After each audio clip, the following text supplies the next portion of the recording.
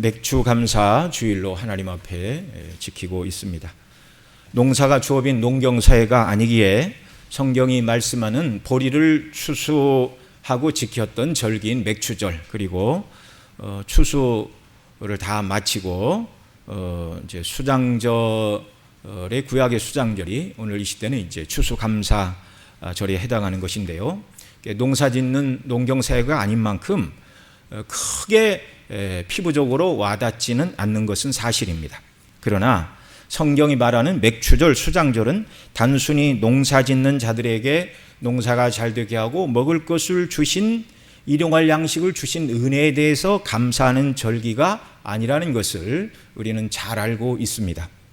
출애굽기를 강론하면서 여러 번 말씀을 드린 대로 맥추절은 예수님의 죽으심을 예표하는 6월절로부터 50일이 지난 후에 지키는 절기였습니다. 그래서 이때를 6월절로부터 50일 후에 지키니까 다서도 열순자를 써서 오순절이다 말하기도 하고, 보리를 거두는 절기이기 때문에 맥추절이다고도 부르기도 합니다. 그런데 이날은 우리 출애굽기 19장 강론하면서 말씀을 드렸죠. 애굽에서 나와 시내산에서 도착하고 바로 오늘 우리가 살펴보고 있는 이 출애굽기의 10계명과 그리고 10계명의 해설인 시행세칙인 율례, 그리고 성막을 어떻게 짓고 제사장의 옷과 그들을 어떻게 세울 것을 말씀하고 있는 이 부분 전체를 바로 모세가 오순절에 산 위에서 여호와 하나님께 받은 절기입니다. 유대인들은 그래서 지금도 이 오순절의 절기를 하나님께서 성경을 주신 날로 기념하며 그렇게 지키고 있습니다. 또 6월절에 예수님이 죽으시고 3일 만에 부활하신 다음에 이 땅에서 40일 후에 승천하셨습니다. 그리고 승천하시면서 제자들에게 아버지께서 약속하신 성령을 기다리라. 그러자 그들이 열흘 동안 간절히 기도했고, 열흘 후, 그러니까 예수님이 십자가에 죽으시고 50일이 되던 그 오순절 바로 그날 성령이 강림하셨습니다. 그래서 오늘 우리가 그냥 단순히 농사가 잘 되어서 맥추감사 주일로 지킨다 그러면 여기 대부분은 농사 짓지 않잖아요. 뭐 시골에서 농사 짓는 분에게나 의미가 있을 것입니다. 그러나 맥추절의 의미가 하나님께서 우리에게 성경을 주셨고 또 성령을 우리에게 부어주신 절기, 곧 그리스도의 복음의 영광으로 충만케 하시는 그 은혜를 부어주시는 날이기 때문에 우리에게는 농사를 짓지 않아도, 보리 추수를 하지 않아도 맥추절이 감사한 것입니다. 기쁜 것입니다. 또 수장절은 모든 추수를 다 끝낸 후에 그 곡식들을 모아 창고에 드리는 일, 이것도 역시 상징이죠. 예수님 재림하심으로 말미암아 알곡들인 저와 여러분이 천국, 하나님의 창고, 천국으로 하나님께서 우리를 옮기시고 거기에서 저와 여러분과 영원토록 함께 나눌 잔치의 예표가 수장절의 의미를 담고 있는 것입니다. 그래서 농사를 짓던 구약 백성들에게 보리와 밀을 추수하는 맥추절과 수장절, 이 모든 것들은 하나님께서 그리스도 안에서 베푸신 구원을 기념하고 감사하라고 주신 절기들이고요. 그러므로 성경의 절기들은 모두 그리스도의 구속과 관련이 있는 것입니다. 농사를 짓지 않는 곳에서도 성경의 절기들이 오늘 그리스도 안에서 베풀어 주신 구원을 기억하고 기뻐하는 모든 성도들에게 충만한 의미가 넘쳐나게 되는 줄로 믿습니다. 오늘 본문은 인구 조사를 명하시고 조사에 참여한 사람 모두는 반세겔씩 은을 속전으로 내라 말씀하고 계십니다. 그래서 반세겔의 속전을 다른 말로 생명의 속전이라 이렇게 말씀하시면서 이 속전을 내야 온역이 없을 것이고 그 속전으로 회막 봉사에 사용하라 이렇게 말씀하는 내용입니다.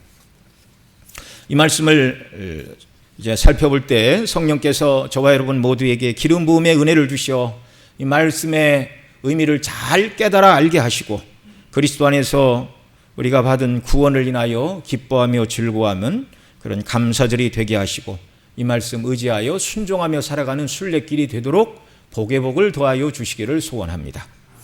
자, 오늘 본문에서 하나님께서 모세에게 인구 조사를 명하시고 있는데 언약 백성인 이스라엘에서는 오직 그들의 참 주인이신 여호와 하나님께서만 인구조사를 명하실 수 있습니다. 그러나 이방 나라들은 통치자, 왕들이 인구조사를 실시했습니다. 그래서 먼저 이방 나라들의 인구조사는 그 왕들의 고유 권한으로 그렇게 인식을 했습니다. 예수님께서 이 땅에 유대 땅 베들레헴에 탄생하신 배경도 천하를 다스리던 로마의 황제 가이사 아구스도, 우리 학생들이 학교에서 배우는 역사책에서는 카이사르 아우구스투스가 천하에 호적을 하라는 명령을 내렸습니다.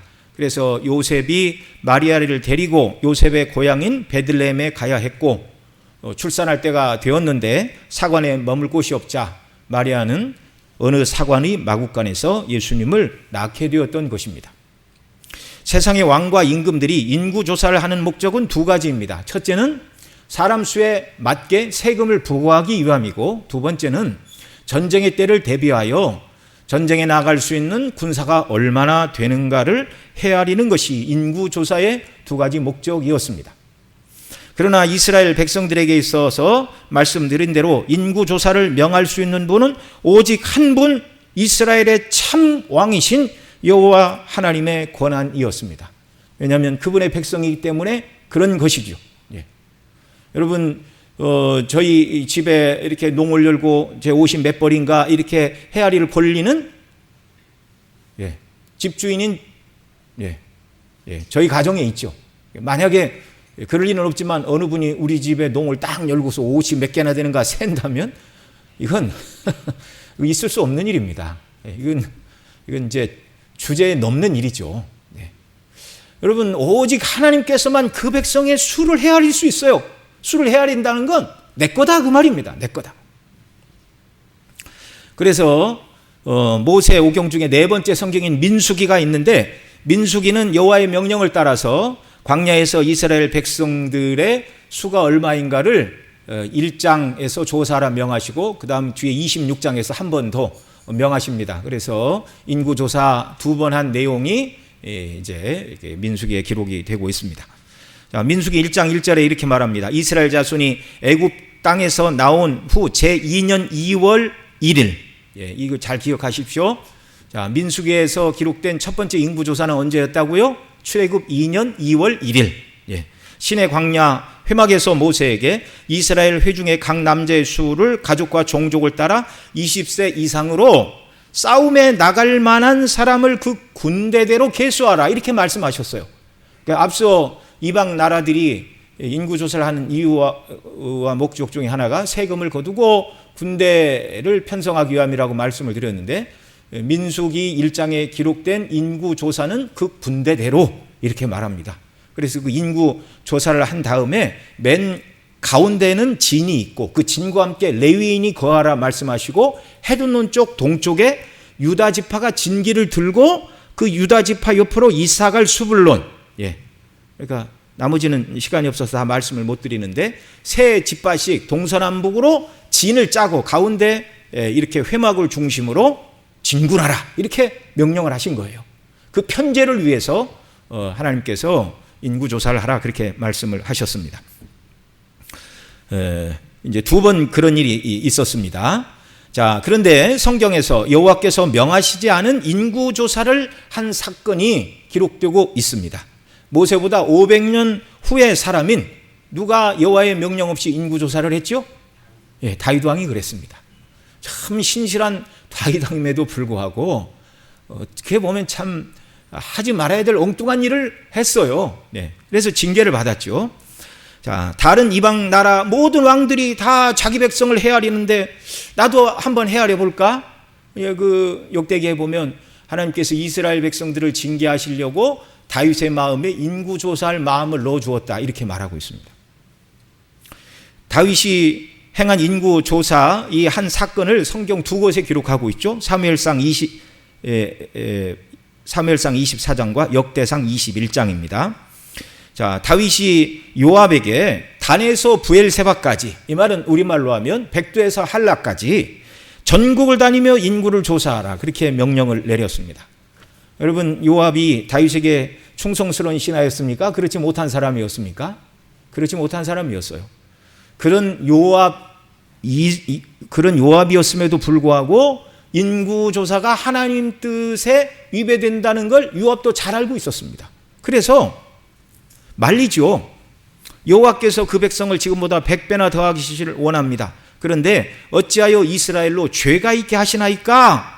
이스라엘 백성 모두가 하나님의 것이고 군대도 여호와의 것인데 어찌하여 인관왕이 하나님이 내리실 수 있는 명령임에도 불구하고 인구조사를 하라고 말합니까? 불가합니다. 그런데 다윗이 재촉을 하자 할 수 없이 요압이 성경에 보면 9개월 20일 동안 천천히 돌아다니면서 인구조사를 했는데 사무엘상과 24장과 역대기 21장의 인구조사의 그 숫자는 좀 다르게 나옵니다. 그건 뭐 다음에 난제로 넘겨두고요. 역대상 21장 5절에 보면 이스라엘 가운데 칼을 뺄 만한 자의 수가 110만, 유다 가운데 47만 20세 이상의 성인 남자가 계수되었다. 그런데 이 일은 하나님께서 기뻐하시는 일이 아니었습니다. 역대상 21장 7절로 8절 함께 읽습니다. 시작. 하나님이 이 일을 괘씸히 여기사 이스라엘을 치심해 다윗이 하나님께 아뢰되 내가 이 일을 행함으로 큰 죄를 범하였나이다. 이에 간구하옵나니 종의 죄를 사하여 주옵소서. 내가 심히 미련하게 행하였나이다 하니라. 하나님께서 다윗이 인구조사한 죄를 물어 세 가지 징계 중에 하나를 택하라고 그러셨죠. 첫째는 3년 기근, 둘째는 다윗이 대적에게 석 달을 쫓기는 것, 그 다음 세 번째는 온역이 3일 동안 백성 가운데 유행하는 것, 그 중에 택하라. 다 숫자 3과 관련이 있습니다. 3년 기근, 석 달을 쫓기는 것, 3일 온역. 그래서 다윗이 여호와는 긍휼이 풍성하시니 내가 사람의 손에 쫓기지 않고 여호와의 손에 빠지기를 구했습니다. 그러자 3일간 온역이 이스라엘 온 땅을 휩쓸었습니다. 온역이라 하면 오늘날 감염병을 말하는 것입니다. 7만 명이 죽게 되었습니다. 이때 다윗이 여부스 사람 오르난, 사무엘하 24장에서는 아라우나라고 말하는데요, 오르난의 타작마당에 칼을 빼고 천지 사이에 서 있는 여호와의 사자를 보았는데 두려움과 공포로 땅에 엎드렸습니다. 여호와께서는 그때 선지자 갓을 보내어 오르난의 타작마당에서 여호와 앞에 단을 쌓으라고 가르쳐 주셨습니다.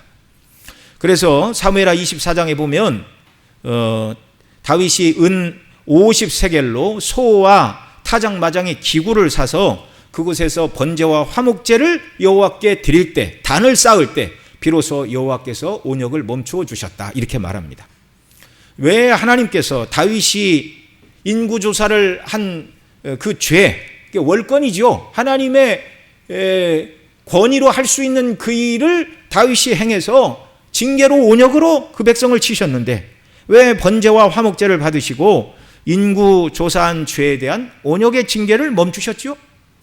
다윗이 드린 번제와 화목제가 우리 죄를 대신하여 죽으실 그리스도를 예표하는 대속의 죽음의 상징이었기 때문에 그렇습니다.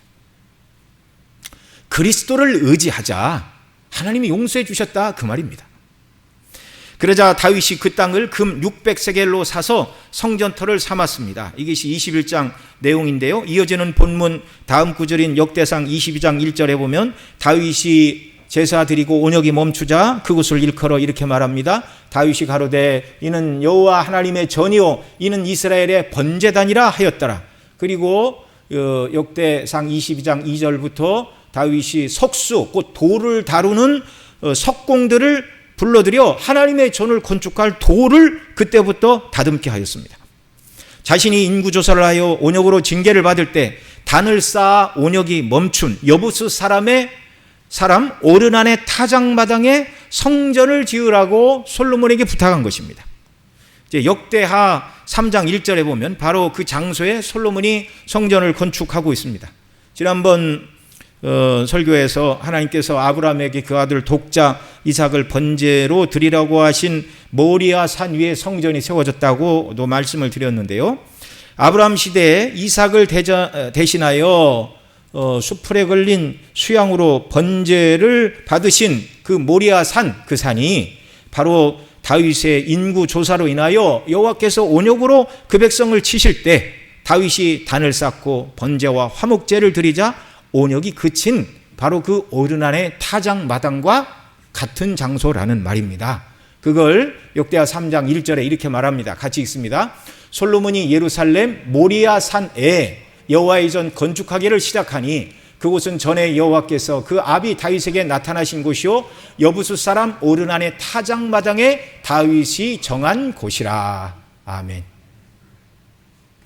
성전 하나 세우는 것도 하나님의 섭리 가운데서 이 모든 것들이 다 이루어지고 있습니다. 첫 번째로 그리스도의 대속을 예표하던 이삭을 바치라 하시던 그 하나님의 마음, 모리아산, 바로 그곳이 오르난의 타작마당이다. 역대하 3장 1절은 이렇게 말하는데 거기에 성전을 세우라고 하신 것입니다. 자, 하나님께서는 섭리적으로 다윗이 인구조사를 하게 하시고 그 징계로 속죄의 제사를 드리기 위하여 은 50세겔로 돈을 주고 번제와 화목 제물을 사서 제사를 드린 그곳에서 온역이 멈추자 그곳을 다시금 다윗이 근 600세겔을 주고 산 여부수 사람 오르난의 타작마당, 과거 아브라함 때에 모리아 산으로 불렀던 그곳에 성전이 세워지게 하셨습니다. 인구 조사를 한 후에 어쨌든 성전이 거기에 세워졌다 그 말입니다. 이걸 굳이 길게 말씀을 드리는 것은 오늘 본문과 관련이 있기 때문에 그렇습니다. 오늘 본문에서 여호와 하나님은 왜 인구 조사를 하라고 명하셨죠? 첫째는 20세 이상으로 계수된 사람마다 생명의 속전을 드려 온역이 없게 하라 이렇게 말씀하고 계십니다. 오늘 본문 12절로 14절 함께 읽습니다. 내가 이스라엘 자손의 수요를 따라 조사할 때 조사받은 각 사람은 그 생명의 속전을 여호와께 드릴지니 이는 그 계수할 때에 그들 중에 온역이 없게 하려 함이라. 무릇 계수 중에 드는 자마다 성수의 세겔대로 반세겔을 낼지니 한 세겔은 20게라라. 그 반세겔을 여호와께 드릴지며 무릇 계수 중에 드는 자 곧 20세 이상 된 자가 여호와께 드리되. 자, 여기 이스라엘 백성 중에서 인구 조사에 포함해야 될 사람이 누군가? 그 사람들에게 은 반세겔을 속전으로 내라고 그랬는데 그 대상이 누구죠? 20살 이상의 남자들이었습니다. 그러면 여자들은 왜 인구조사를 안 하는가? 대표의 원리입니다. 대표의 원리. 계속 말씀을 드렸죠. 애굽의 모든 사람이 다 죽어야 되지만 그들을 대표해서 장자만 치셨어요. 이스라엘 모든 사람들을 대신해서 여자를 대신해서 남자들에게 할례를 행하라고 말씀을 하셨고 이스라엘 모든 백성들이 다 하나님의 일꾼들인데 그들을 대표해서 각 집에 장자를 바치라 하셨고 장자들이 와서 바칠 수 없으니까 장자들을 대신해서 레위인을 대표로 하나님이 받으셨습니다. 다 대표의 원리입니다. 대표의 원리. 그러니까 20세 이상으로 계수된 남자의 수만 계수했지만 그 계수의 의미 안에는 여자와 어린아이들도 다 포함이 되어 있다는 말입니다. 자, 그 속전을 생명의 속전이라 하셨는데 속전이라는 말은 좀 옛날 표현이죠. 이 한문으로 속자는 바칠 속자인데 속전이라는 말은 죄를 면하기 위하여 바치는 돈이라는 뜻입니다. 죄를 지은 사람이 뭐 감옥도 가야 되지만 잘못한 사람에게 돈으로 합의를 보잖아요. 오늘날 이런 것들이 쉽게 사람 사이의 속전이다 이렇게 말할 수 있습니다.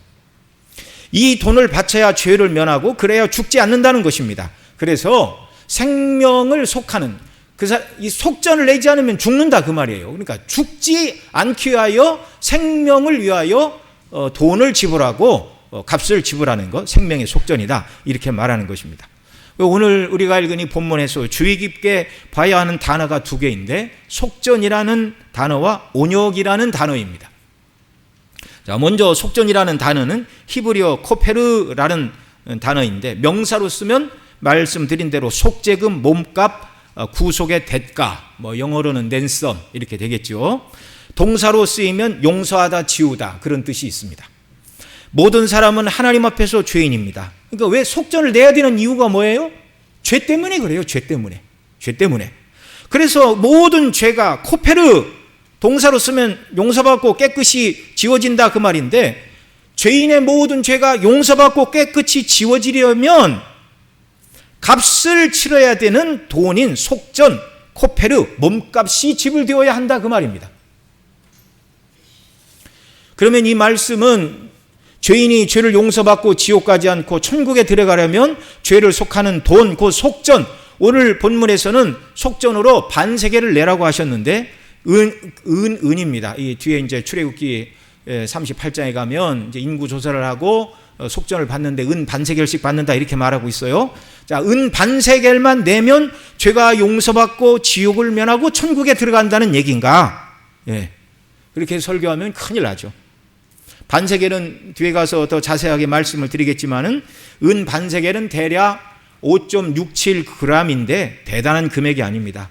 뭐 어떤 사람은 이틀치 혹은 뭐 며칠만 일하면 벌 수 있는 금액이다 이렇게 말하는데, 여러분 죄를 용서받기 위해 죄 용서받고 천국 백성이 되기 위해 다른 말로 지은 모든 죄를 다 지워주시고 용서해 주시는 조건으로 이틀 내지 3일의 품삯에 해당하는 은 반세겔만 내면 된다고 하신다면 이 세상에 구원받지 못할 사람이 하나라도 있을까요? 없을까요?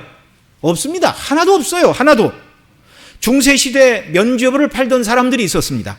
터무니없는 거짓말이지만 중세 면죄부를 팔던 사람들도 이 정도의 적은 금액으로 죄사함 받고 천국 간다고 말하지 않았어요. 여러분들이 이 조상을 위하여, 여러분 자신을 위하여 드리는 금화가 헌금 바구니에 땡그랑하고 떨어지는 순간 여러분의 조상들의 영혼이 연옥에서 천국으로 갈 것입니다. 이렇게 엉터리 말도 안 되는 소리들을 해서 사람들을 미혹하기는 했지만,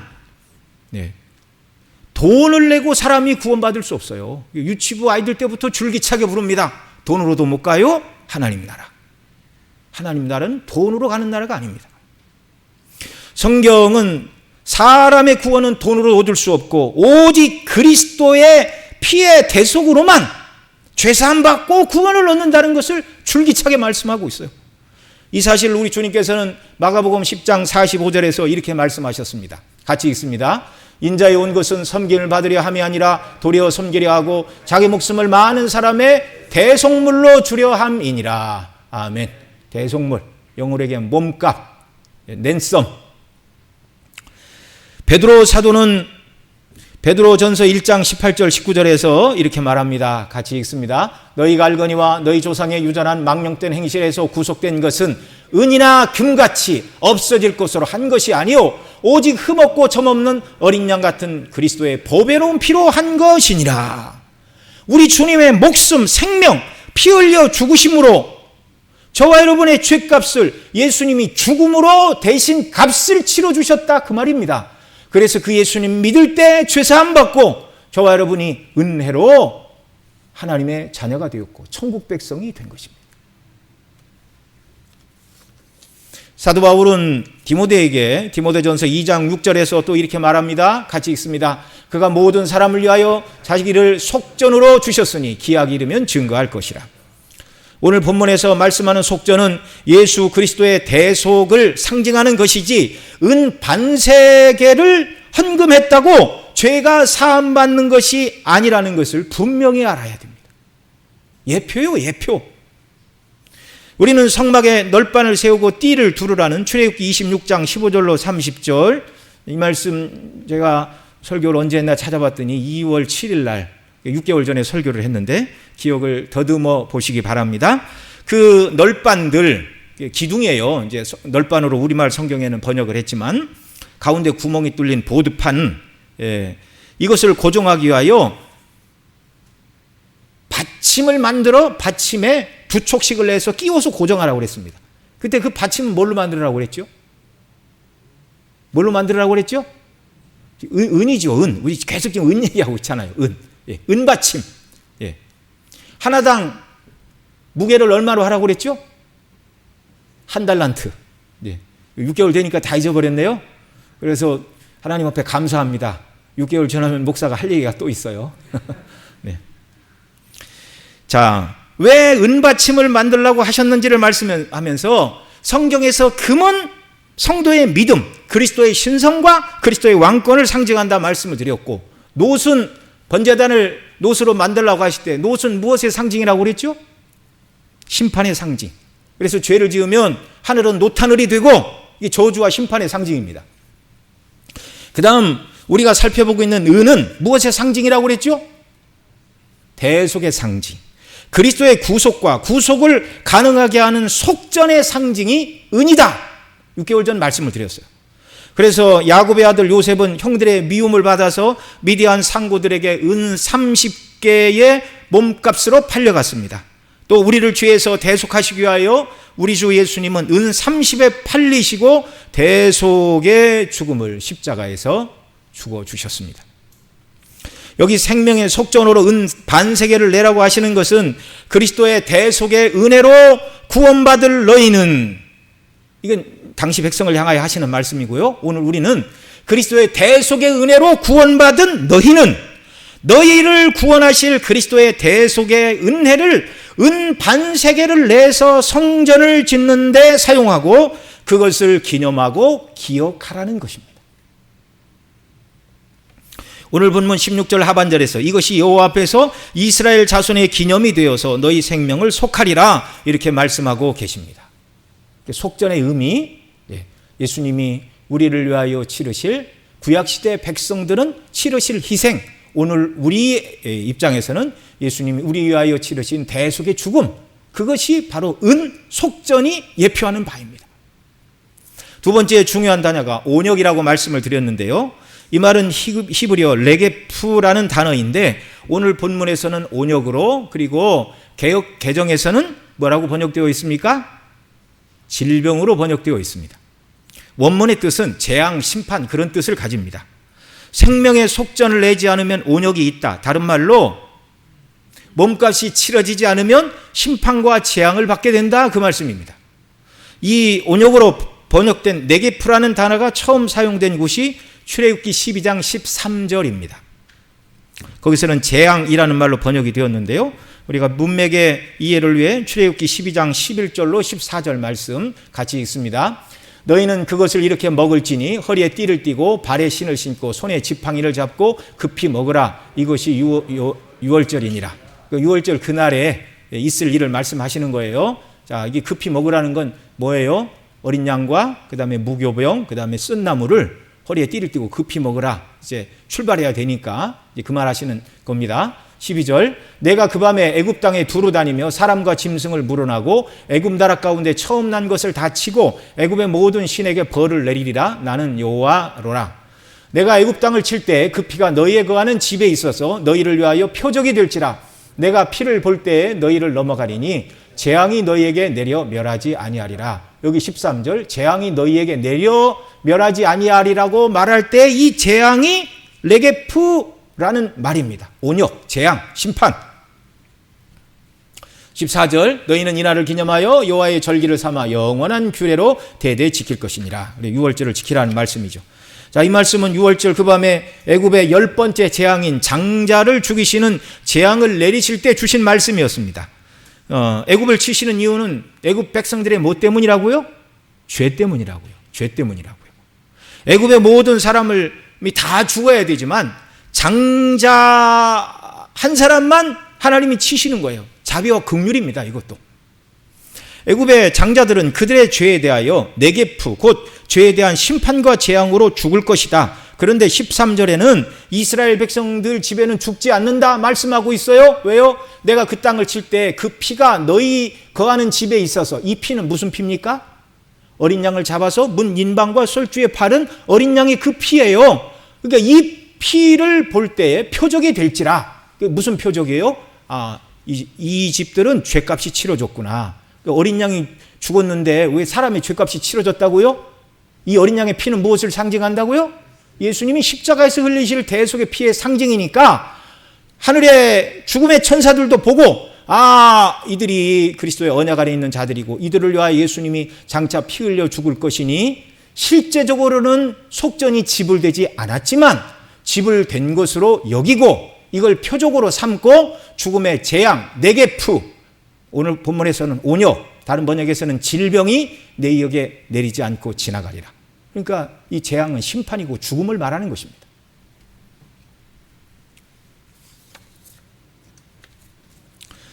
어린 양의 피를 문 인방과 솔주에 바르라고 하셨고 그 피로 이미 앞서 말씀드린 속전 곧 코페르가 지불되었기 때문에 유대인들 가운데는 한 사람도 죽지 않았습니다. 자, 생명의 속전으로 얼마를 내라고 하셨고 이 속전의 사용처는 무엇이죠? 오늘 본문 15절 16절 함께 있습니다. 너희 생명을 속하기 위하여 여호와께 드릴 때 부자라고 반세겔을 더 내지 말고 가난한 자라고 덜 내지 말지며 너는 이스라엘 자손에게 속전을 취하여 회막봉사에 쓰라. 이것이 여호와 앞에서 이스라엘 자손의 기념이 되어 너희 생명을 속하리라. 아멘. 자, 여기 먼저 15절에서 각 사람이 생명의 속전으로 얼마를 내라고 그랬죠? 반세겔. 그런데 부자라고 더 내지 말고 가난한 사람이라고 덜 내지 말고 각 사람 모두가 정확하게 얼마를 내라고요? 반세겔을 내라고 그러셨습니다. 왜 반세겔을 내라고 그러셨죠? 이것은 저와 여러분을 구원하시기 위하여 우리 주님이 지불하신 대속의 값은 동일한 값을 주님이 저와 여러분을 위해 똑같이 치러주셨다는 거예요. 반세겔을 내라고 해서 반세겔만큼 값이 없다는 말이 아니라 측량할 길이 없는 값을 치러주셨는데 다만 우리가 그것을 기념하기 위하여 사람이 감당하기에 가난한 자도 감당할 수 있는 속전 은 반세겔을 내라고 말씀하신 것이지. 네. 자, 우리 각 사람을 구원하시기 위하여 주님이 지불하신 대속의 값은 모두 동일하다는 것입니다. 여러분 믿으시기 바랍니다. 주님이 똑같은 값으로 당신의 목숨을 내어주시고 저와 여러분을 구원해 주셨어요. 그리스도의 목숨값으로 구속함을 받았습니다. 얼마나 존귀합니까? 그리스도의 목숨값을 하나님이 우리를 위하여 받으시고 그렇게 구원하신 자녀이기 때문에 영원한 천국의 후사로 삼아주시는 거예요. 값없이 자격 없는 자들에게 베풀어 주신 하늘의 영광스러운 천국의 무한한 영원한 영광. 어찌 죄인이 감히 꿈꿀 수나 있는 일이 우리에게 하나님이 약속하십니까? 누구 때문에요? 완전한 대속의 값을 치러주신 그리스도의 속전으로 말미암아 저와 여러분 모두는 동일한 몸값을 주님이 지불하시고 구원해내신 하나님의 사랑받는 백성과 자녀가 되었습니다. 그런데 누구는 왜 나보다 그 대속의 사랑과 은혜가 나보다 더 충만하여 기뻐하며 주님을 나보다 더 많이 잘 섬기며 영광을 돌리며 주께 받은 이 사랑을 사람들 가운데 나타내고 천국에 더 많은 상급을 쌓고 살아가는 사람들이 있다는 것. 여러분 이거에 우리가 좀 자극을 받아야 됩니다. 그리스도의 동일한 대속, 동일한 속전으로 구원함을 받은 저와 여러분 모두는요, 우리 중심교회 살아가는 모든 성도님들 모두는 그 누구보다 이 복음의 영광으로 충만하고 그리스도를 뜨겁게 사랑하고 하나님의 영광을 위하여 살아가며 성령 충만하여 복음을 증가하며 그리스도의 사랑을 실천하는 자들로 주 앞에서 견고히 서기를 소원합니다. 예, 내가 결심한다고 되는 일이 아니니 하나님의 은혜를 구해야 됩니다. 성령이 충만을 구해야 됩니다. 아니 왜 똑같은 값으로 구속함을 받았는데 누구는 그리스도의 존귀한 피값으로 구원을 받은 자답게 온전히 자기 자신을 하나님의 영광을 위하여 다 드리는데 우리는 못나고 못난 자녀처럼 겨우 마지못해 신앙생활을 한 정도라면 우리를 위하여 치러지신 그리스도의 그 속전, 그리스도의 목숨값이 너무 존귀한 것을 귀하게 여기지 않는 태도라는 걸 우리가 알아야 됩니다.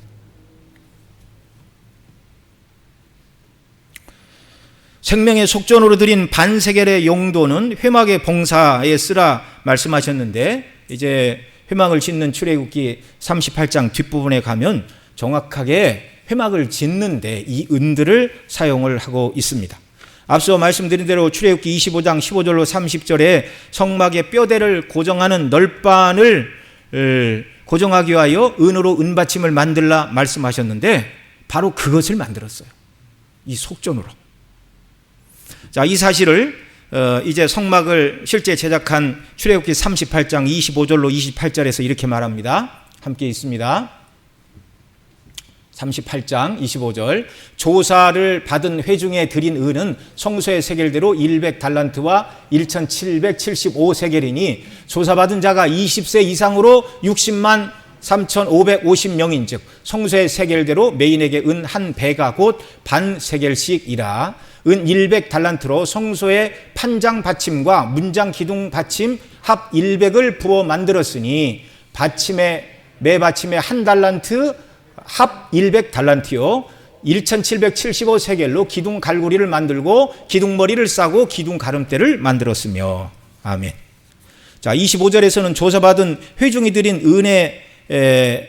은을 말하고 있는데 오늘 본문 11절로 16절에서 말씀하는 인구조사를 말합니다. 조사받은 회중, 인구조사를 받은 회중이 드린 은 세겔대로 100달란트 1775세겔 반세겔씩 드렸어요. 그래서 반세겔로 계수된 사람의 수가 60만 3,550명. 애굽에서 나와 가장 먼저 인구 조사를 한 게 언제냐?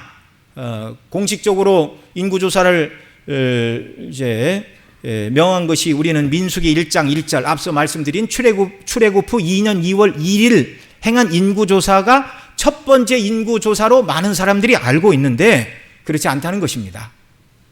시기를 특정할 수는 없지만 가장 먼저 행한 인구 조사는 민수기 1장에서는 군대를 편성하기 위하여 인구를 조사를 하라고 그러셨죠. 그런데 여기 출애굽기 30장 그리고 실제 인구 조사를 하고 은 반세겔을 거둔 사실을 기록하고 있는 출애굽기 38장에 의하면 언제인지는 몰라도 그러니까 은을 부어 만들어야 됐으니까 출애굽하고 오순절에 이 말씀을 받은 이후 얼마 되지 않아서 그러니까 출애굽 1년 어느 때에 광야에서 그들이 인구조사를 실시했다는 것을 알 수가 있습니다.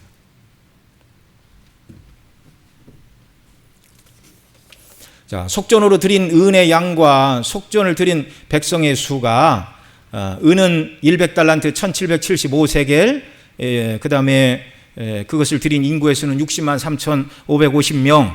그래서 제가 계산을 해보았습니다. 어젯밤에 계산기를 가지고 한 사람당 반세겔씩을 드리라고 했는데요. 그래서 그 60만 뒤에 3,550명이 반세겔을 드렸으니까 곱하기 0.5를 하면 얼마가 나와야 되죠? 그 절반인 1775세겔이 나와야 되는데 그런데 정확하게 드린 은의 양이 100달란트 1775세겔이라고 말씀하고 있어요. 그러니까 뒤에 1775세겔은 몇 명이 들은 겁니까? 60만 빼고 3,550명이 드린 것이 1775세겔이에요. 어렵지 않죠? 그럼 나머지 100달란트는 몇 명이 드린 겁니까? 60만이 드린 거죠. 60만. 예. 그러니까 당시 한 달란트는 34kg였어요. 그러니까 100달란트니까 3,400kg 나누기 60만 하니까 얼마가 나왔을까요? 5.5666g이 나왔습니다. 그러니까 대략 5.67g. 앞서 제가 서두에 은 반세겔은 5.67g에 해당한다 말씀을 드렸고 그것이 2, 3일의 품삯값에 해당한다고 말씀을 드렸습니다.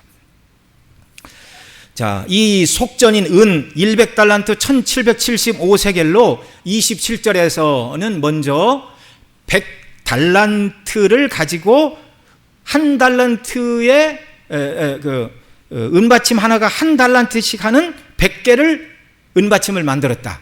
그 얘기를 하고 있어요. 그래서 출애굽기 26장 성막에 뼈대와 널반을 만들어 세우라고 말씀하실 때 그 널반이 북편에 20개, 남편에 20개, 그 다음에 뒤에 북편에는 6개인데 그 뒤쪽에 양쪽 끝에 2개씩 더하여 기둥으로 세워라 이렇게 말씀을 하셨죠. 그래서 총 널반이 26, 둘 해서 48개. 그런데 널반당 하나당 2촉을 내야 돼서 널반 하나당 2개의 은받침을 만들어야 됐습니다. 그러니까 그 성전의 본체 뼈대를 세우기 위하여 사용된 은받침의 개수는 몇 개죠? 48 곱하기 2 하면 96개. 근데 여기 100개를 만들었다고 그러잖아요. 나머지 3개는 어디에 사용되었습니까?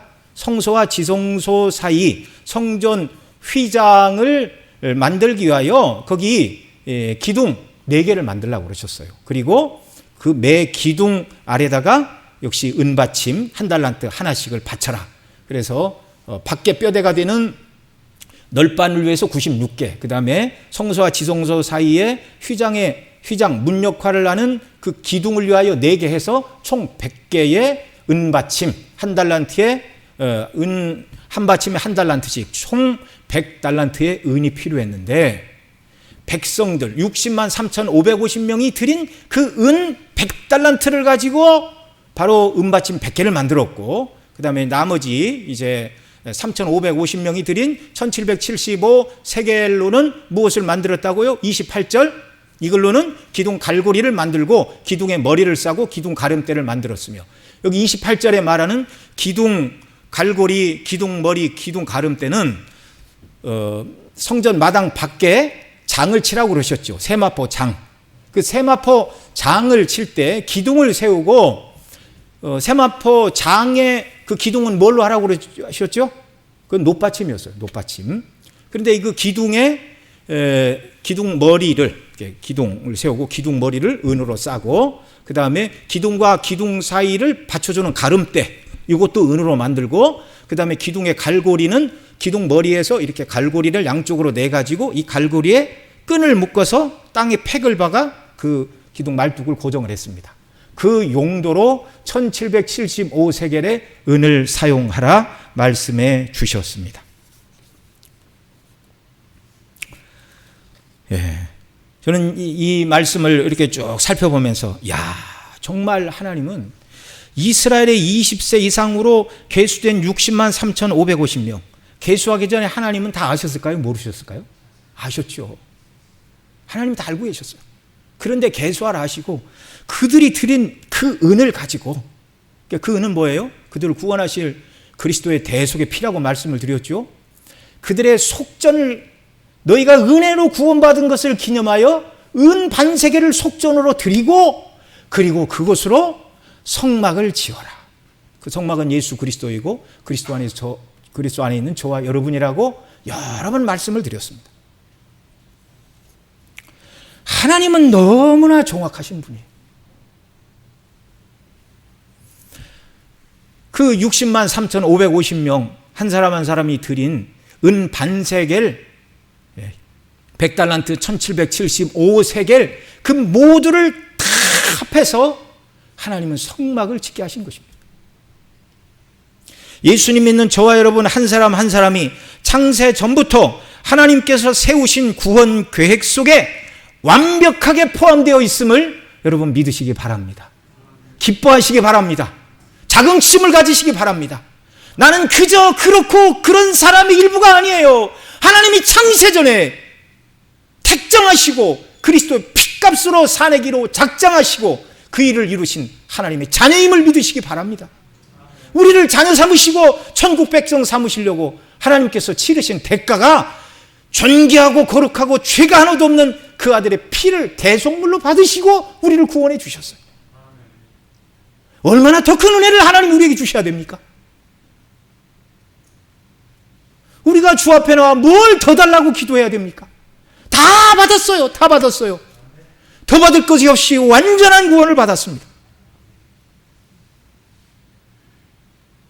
생명의 속전으로 성막을 지으라는 말씀을 우리가 살펴보고 있는데, 예수님 시대에는 이것이 성전 세 반세계를 내는 것으로 그렇게 역사 속에서 진행이 되었습니다. 마태복음 17장 24절로 27절에 보면 예수님께서 가버나움에 가셨을 때 반세계를 받는 자들이 베드로에게 나와 이렇게 묻습니다. 너희 선생은 반세계를 내지 않느냐? 이렇게 묻자 베드로가 내신다라고 대답하고 집에 들어가 앉았습니다. 그러자 예수님께서 먼저 물으셨어요. 시몬아, 내 생각에는 어떠하냐? 세상 임금이 관세와 정세를 자기 아들에게 받느냐 타인에게 받느냐? 그러자 베드로가 당연히 타인에게 받죠. 모든 것이 왕의 것인데 왕이 왜 세금을 아들에게 받습니까? 그 나라를 다 아들에게 물려줄 테인데. 그래서 주님이 말씀하셨죠. 네 말이 옳다. 그러면 아들은 세를 면하리라. 그러나 저희를 오해하지 않기 위하여 내가 바다에 가서 낚시를 던져 먼저 오르는 고기의 입을 열면 돈 한 세겔을 얻을 것이니 가져다가 나와 너를 위하여 주라 하셨습니다. 성막을 지을 때는 한 사람당 은 반세겔을 내게 하셨고, 이후에는 이제 반세겔이 성전세가 되었는데, 느헤미야 시대에는 3분의 1 세겔을 내라고 그랬습니다. 당시는 경제가 어려워서 조금 깎아줬던 것으로 보여요. 그러나 예수님 시대에는 다시 각 사람당 20살 이상으로 계수된 사람이 해마다 내야 되는 성전세가 얼마였다고요? 은 반세겔. 오늘 우리도 반세겔의 성전을 내는 것이 강제도 아니고 의무도 아닙니다. 그러나 우리가 받은 대속의 은혜를 인하여 오늘 우리도 성전세, 곧 생명의 속전, 우리를 구속하신 그리스도의 대속의 그 놀라운 구속의 은혜를 참여하고 예표하기 위하여 우리가 이 모양 저 모양으로 구원받은 은혜를 감사하여 주 앞에 속전을 드리는 자들이 되어야 한다는 것입니다. 이 생명의 속전이 오늘 우리에게 주시는 교훈이 무엇이죠? 앞서 다윗은 하나님께서 명하시지 않은 인구조사를 시행하고 온역의 징계를 받을 때 번제와 화목제를 드림으로 온역이 그친 그곳에 솔로몬이 성전을 세웠다는 것을 살펴보았습니다. 다윗이 의도한 것은 아니지만 결국 인구조사로 말미암아 재앙을 받던 그곳에, 하나님 앞에 속죄의 제사를 드린 그곳에 성전이 세워지도록 하나님께서 섭리하셨다는 말입니다. 잘 기억하세요? 그리고 이게 어떻게 연결이 되는가 잘 기억을 하십시오. 오늘 본문에서 인구조사를 하고 계수된 사람들이 드린 생명의 속전 반세겔의 은을 모아서 무엇을 지었습니까? 성막을 지었습니다.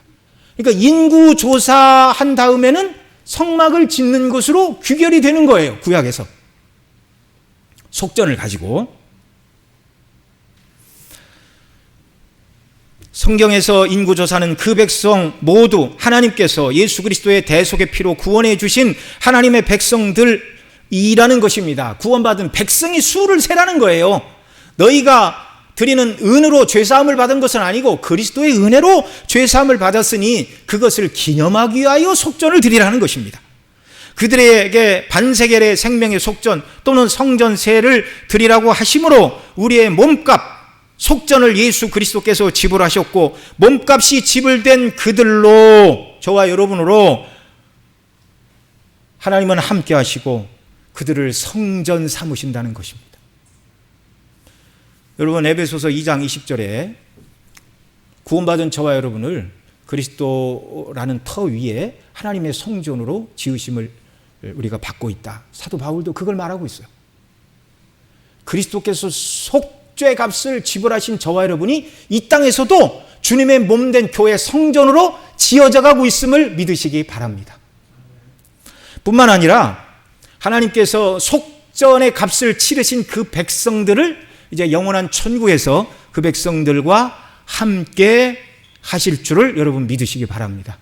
그래서 천국의 모습을 말씀하고 있는 계시록에 보면, 특별히 이제 7장에서 보면 이스라엘 12지파에 인맞은 사람들을 계수하라 그러자 각 지파 12지파에 12,000명씩 14만 4천 명의 숫자를 기록하고 있습니다. 이 14만 4천은 신약과 구약의 구원받은 백성, 구약의 12지파, 신약의 12사도 곱하면 144, 거기에 이제 1000이라는 숫자를 곱해서 14만 4천이 나왔는데, 이것은 구원받은 하나님의 백성의 총수, 상징적인 숫자라고 여러 번 말씀을 드렸습니다. 만약에 이걸 실제적인 숫자로 해석을 하면 그런 사람하고는 얘기하면 안 돼요. 큰 혼란에 빠집니다. 그런데 그들 모두가 흰옷을 입었다 그렇게 말하고 있어요. 그 흰옷은 뭡니까? 어린 양의 피에 그 옷을 씻어 희게 하였느니라. 그러니까 어린 양의 피로 죄사함을 받은 저와 여러분이 그 14만 4천 명 가운데 한 사람임을 믿으시기 바랍니다. 예수님께서 그 피로써 우리의 몸값을 지불하셨기에 믿는 자 모두가 아버지의 집인 천국에 들어간다는 말입니다. 계시록 14장에서 다시 이 14만 4천이 나오는데 이들이 어린 양의 생명책에 기록된 자들이라고 말합니다. 여러분, 누가 생명책에 기록이 되었다고요? 7장에서 말하는 어린 양의 피에 옷을 씻어 깨끗하게 된 자들, 곧 예수님의 대속의 십자가의 죽으심이 나를 위한 것임을 믿은 자들, 그들이 죄사함을 받았고 깨끗하게 씻김을 받았고 의로운 옷을 입은 자들이고 그들이 바로 생명책에 기록된 자, 저와 여러분의 이름이 생명책에 기록되어 있음을 믿으시기 바랍니다. 그리고 계시 21장 3절로 4절에서 이렇게 말합니다. 같이 읽습니다. 내가 들으니 보좌에서 큰 음성이 나서 가로되 보라 하나님의 장막이 사람과 함께 있으니 하나님이 저희와 함께 거하시리니 저희는 하나님의 백성이 되고 하나님은 친히 저희와 함께 계셔서 모든 눈물을 그 눈에서 씻기심에 다시 사망이 없고 애통하는 것이나 곡하는 것이나 아픈 것이 다시 있지 아니하리니 처음 것들이 다 지나갔음이러라. 아멘. 하나님 아버지께서 그 아들 예수 그리스도의 피로 구원하여 내신 저와 여러분과 이제 하나님께서 그리스도의 핏값이 대속의 값이 치러진 저와 여러분과 영원토록 새하늘과 새 땅에서 하나님의 장막에서 함께 거하게 하신다는 말씀입니다. 이것이 완전한 하늘에 서 있는 참 성전의 개념입니다. 예수님 때문에 저와 여러분이 성전이 되었어요. 예수님이 우리 위하여 치르신 몸값 때문에 저와 여러분이 감히 하나님을 모신 집이 되었습니다. 장차 하나님의 집에서 영원토록 아버지와 함께 거하는 영생의 삶을 약속해 주셨습니다. 이제 우리는 내가 예수님께서 베풀어 주신 대속의 사랑 때문에 그 예수님을 믿음으로 이 땅에서 성령을 모신 하나님의 성전이 되었고 장차 천국에서 하나님의 장막에 하나님 아버지와 함께 거할 산 소망을 가지고 오늘 본문에서 이스라엘 백성들에게 가져오라고 하신 속전, 성전세, 반세계를 주님께 드리는 거룩한 의무를 믿음으로 잘 감당하는 역사가 우리에게 있기를 바랍니다. 여러분 이 말에 오해 없으시길 바랍니다. 지금 계속해서 우리가 드리는 헌금이나 선행이 공로가 되어 죄사함 받고 천국 들어간다는 얘기를 한 것이 아니에요. 은은 우리 주 예수 그리스도의 대속을 상징한다고 계속 말씀을 드렸습니다. 출애굽 백성에게 생명의 속전을 드려 성막을 지으라 하시고 또 구약 백성들에게 성전세를 내게 하신 것은 그것이 공로가 되어 구원을 받는 것이 아니라 우리 위해서 베풀어 주신 그리스도의 대속의 은혜를 기념하고 기억하고 행하라는 것입니다. 이것은 우리를 구속하신 구속의 이유가 무엇인가에 집중하라는 말씀이기도 합니다. 에베소 2장 10절에 이렇게 말합니다. 같이 읽습니다. 우리는 그의 만드신 바라 그리스도 예수 안에서 선한 일을 위하여 지으심을 받은 자니 이 일은 하나님이 전에 예비하사 우리로 그 가운데서 행하게 하려 하심이라. 구원의 목적, 선한 일을 위하여 선한 일로 주 앞에 나가는 것, 이것이 주 앞에 드리는 속전인 줄 믿으시기 바랍니다. 디도서 2장 14절에 이렇게 말합니다. 같이 읽습니다. 그가 우리를 대신하여 자신을 주심은 모든 불법에서 우리를 구속하시고 우리를 깨끗하게 하사 선한 일에 열심하는 친백성이 되게 하려 하심이니라. 아멘. 이 말씀들은 우리가 받은 구원에 합당한 삶으로 하나님 아버지께 영광을 돌리고 우리 구주의 이름을 존귀하게 하는 복된 삶을 살라는 말씀입니다. 이것이 오늘 우리가 구원의 은혜에 감사하여 주께 드려야 될 주님의 대속을 기념하는 속전들입니다. 매우 작은 것이지만 맥주감사절을 지내며 구약의 오순절의 절기를 지내면서 저와 여러분 모두는 말씀으로 충만하고 성령으로 충만하여 그리스도의 사랑이 심령에 가득하고 그 대속의 사랑에 걸맞는 기쁨과 감사를 가지고 하나님께 영광을 돌리고 사람들에게 선을 실천하고 예수님이 구주임을 모르는 사람들에게 예수님을 증거하며 살아가는 복된 하나님의 자녀들, 속전을 주께 드리고 주께 영광을 돌리며 살아가는 저와 여러분 모두가 되시기를 간절히 소원합니다. 우리 함께 기도하겠습니다. 우리 통성으로 기도하시는데요. 나의 속전이 되신 예수님 감사합니다. 저를 피로 사셔서 하나님의 성전 삼아주시고 천국에서 영원토록 하나님 아버지와 우리 주 예수 그리스도와 함께 영원토록 영생을 누리는 복락을 허락해 주시니 감사합니다. 그리스도의 대속을 기념하는 생명의 속전을 기쁨으로 주께 드리며 나아가는 저희들, 하나님께 영광을 돌리고 선을 행하고 전도하여 죽은 영혼을 구원하는 것이 바로 속전을 주님께 드리는 일들인데요. 이 구원의 목적에 합당한 삶을 살아가는 자녀가 되도록 저희에게 은혜를 더하여 주시기를 원합니다. 성령의 충만을 더하여 주시기를 원합니다. 우리 간절히 하나님 앞에 부르짖겠습니다. 사랑하시는 아버지 하나님, 이 시간 주의 말씀 붙들고 또 주 앞에 간구하나이다. 긍휼의 은혜를 베풀어 주시옵소서. 우리가 무엇입니까? 연약한 인생들입니다. 죄로 말미암아 하나님의 진노와 저주와 심판을 받아 영원한 지옥 형벌에 떨어져야 마땅한 저희들이었는데, 주께서 예수님의 대속의 피로 우리를 값주고 사내시사 하나님의 백성과 자녀로 삼아 주셨습니다. 성전으로 삼아 주셨습니다.